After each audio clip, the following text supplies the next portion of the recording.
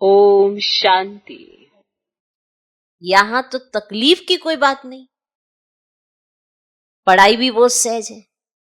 7 रोज का कोर्स उठाया जाता है।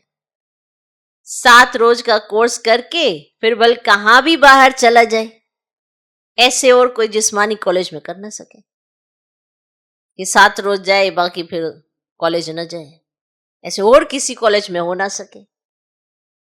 तुम्हारे लिए कोर्स ही है 7 रोज का है। सोचो उस कोर्स के लिए कितनी माथा अच्छी करते हैं, इतनी मेहनत करनी पड़ती है, और इस कोर्स के लिए सिर्फ 7 दिन, और फिर रेगुलर पढ़ना है, उसकी वैल्यू को समझना है। यही बच्चे नहीं समझते। ये बेस है। जिस बच्चे ने बेस ही ना समझा हो वो दूसरी भले लाख पढ़ाइयां कर ले, नहीं समझ पाएगा। ये हम खुशकिस्मत को हो कि हमें ये ज्ञान धन मिला है।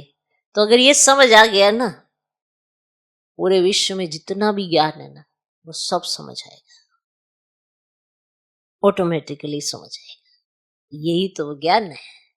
आपको वो सार पता है, वो सूक्ष्म बीज पता है, जिसके आधार से ही सारी चीजें चलती है। अब साइंस है लाइट, साइंस माना लाइट। अब जिसने लाइट को समझ लिया तो साइंस समझ में आ जाती है। तो यहां भी लाइट है, तो यहां की लाइट को भी जिसने समझ लिया तो सब लाइट इमर्ज हो जाती है। ये लाइट माना ज्ञान। तो वैल्यू को समझना है ना, तो फिर वो वैल्यू ऑटोमेटिकली आपको आएगी। तो इस पढ़ाई में तो ज्यादा मेहनत नहीं है। 7 रोज का कोर्स करके फिर भल कहां भी बाहर चला जाए, ऐसे और कोई जिस्मानी कॉलेज में कर ना सके। तुम्हारे लिए कोर्स ही ये 7 रोज का है, सब समझाया जाता है। तुम तो स्टूडेंट हो। कहीं धंधा दौरी के चक्कर में बाबा के माँ बाप के भी सुनने पढ़ने भूल जाते हैं।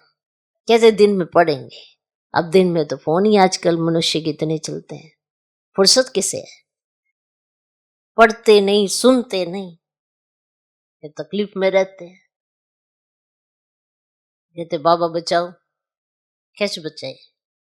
आप बाप की क्लास सुनते हो, मुरली का टेंशन रखते हो, पढ़ाई पढ़ते हो, वैल्यू को रखते हो, तो बाबा ने कभी मना नहीं किया है।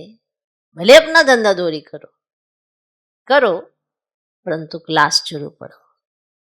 इसलिए हमेशा कहते हैं हम, खाना खाने से पहले मुरली अंदर जानी जरूरी है। नहीं गई तो खाना ही नहीं खाना है। नियम बनाओ ना जीवन के। धर्म और कर्म ऑटोमेटिकली सुधर जाएंगे।